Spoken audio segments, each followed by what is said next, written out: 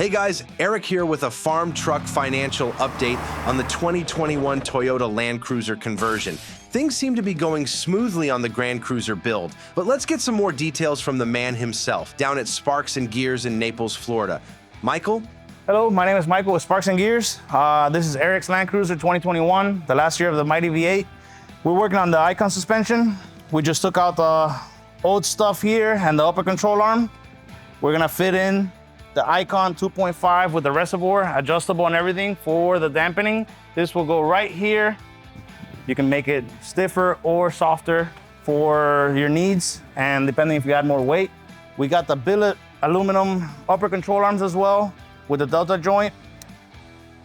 This will go right here in front of the strut. With this, we're gonna be able to achieve a bigger tire with new wheels, so stay tuned for that. So if you want to ride along and join the build with us, like and follow, and we'll fill you in with all the updates.